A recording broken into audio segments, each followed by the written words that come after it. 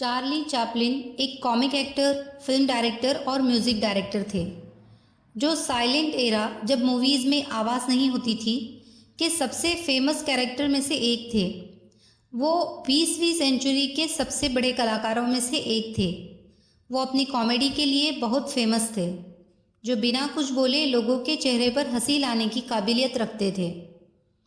Charlie के acting career की शुरुआत तब हुई जब वो 5 साल के थे।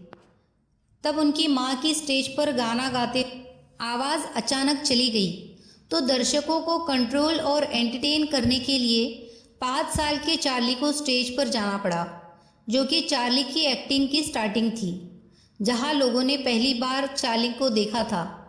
और उस इंसिडेंट के बाद चार्ली की माँ की आवाज़ कभी वापस नहीं आई। चार्ली चैपलिन का जन्म 16 अप्रैल 1889 को लंदन में हुआ। उनका पूरा नाम चार्ल्स स्पेंसर चैपलिन था। उनके पिता एक सिंगर और एक एक्टर थे और उनकी माँ भी एक सिंगर थी।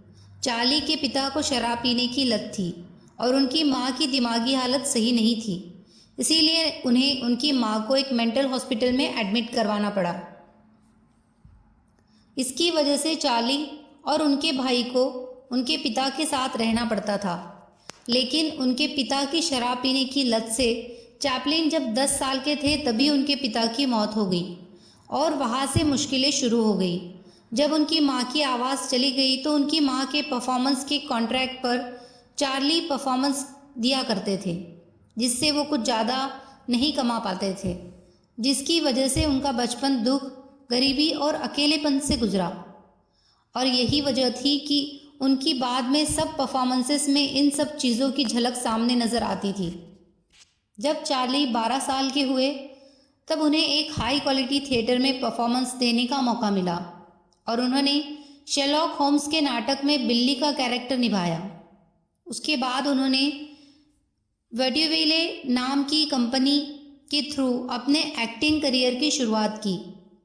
1914 में पहली बार चार्ली चैपलिन को मूवी में आने का मौका मिला, लेकिन दूसरे सब एक्टर को एक जैसी एक्टिंग करते देख उन्होंने एक अलग कैरेक्टर को बिल्ड करने की शुरुआत की और तभी ट्रम्प वॉक करने वाले बच्चे का जन्म हुआ।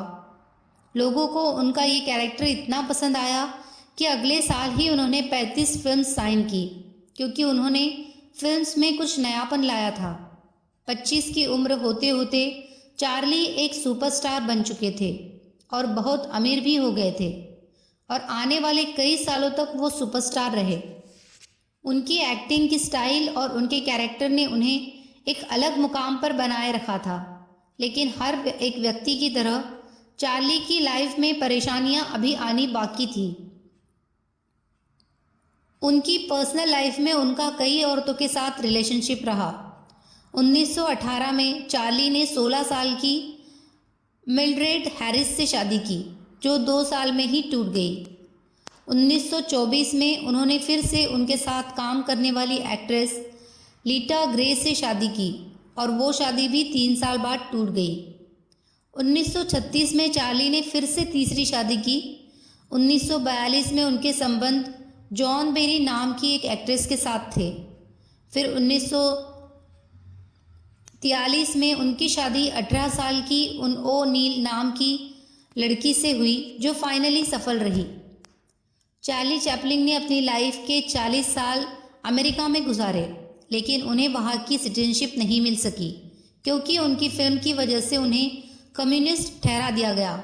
और 1952 में उनकी फिल्म लाइमलाइट रिलीज़ हुई, जिसे अमेरिका में बैन कर दिया और वहाँ के अटॉर्नी जनरल ने उनके खिलाफ कुछ स्टेटमेंट दिए, जिससे नाराज़ होकर चार्ली स्विट्ज़रलैंड चले गए। 1972 में आखिरी बार वो अमेरिका गए क्योंकि उन्हें ऑनररी एकेडमी अवार्ड मिलना था।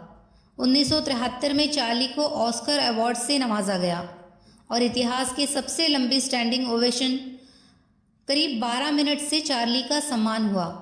1977 को क्रिसमस के दिन चार्ली का कॉसियर सर वेवे स्विट्ज़रलैंड में चैपलिन का निधन हो गया। चार्ली चैपलिन ने एक बार ये भी कन्फेस किया था कि उनका सेक्सुअल रिलेशन 2000 महिलाओं के साथ हो चुका है और जब उनकी मौत हुई तो उसके 3 महीने बाद उनकी डेड बॉडी कब्र से चोरी हो गई थी, जो उसके 5 हफ्ते बाद पुलिस को मिल गई थी।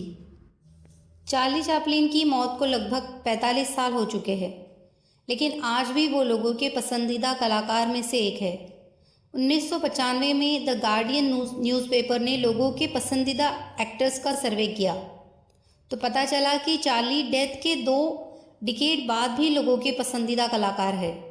चार्ली आज भी लोगों के दिलों पर अपनी कलाकारी से राज करते हैं और आज भी उनकी एक्टिंग और उनके कैरेक्टर की कॉपी की जाती है और वो आगे भी सभी के दिलों में जिंदा रहेंगे।